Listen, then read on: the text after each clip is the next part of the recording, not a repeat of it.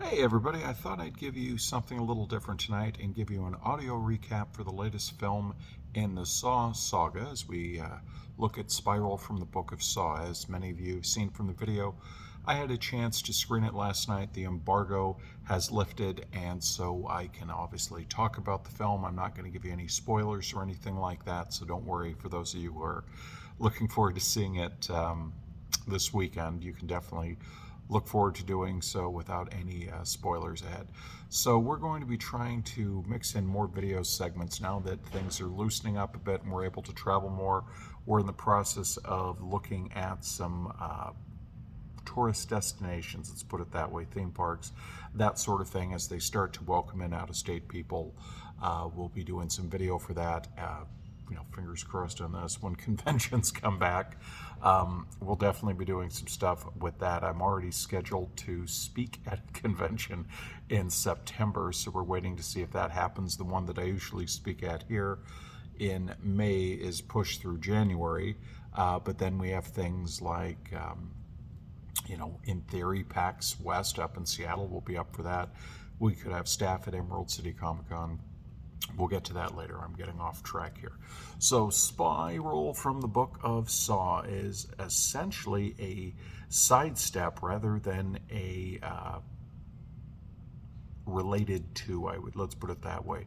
The general premise of it is that Chris Rock's character is a cop named Zeke, and he is not very popular because he turned in a corrupt cop, and this has made him very targeted, I guess you might say, from some of his fellow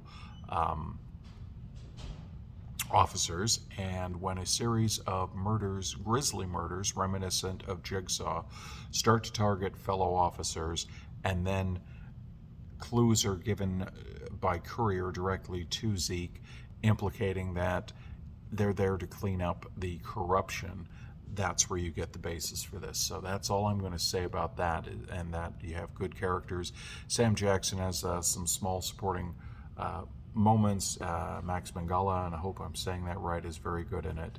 And of course, Chris Rock was a real surprise. I thought, oh boy, it's going to be Chris Rock doing stand-up shtick around jigsaw traps, and that wasn't the case. He had a couple of one-liners for the most part, but he kept it pretty solid. He was very intense, you don't want to say broken, but disturbed or troubled individual, and it was nice to see him in a more dramatic role.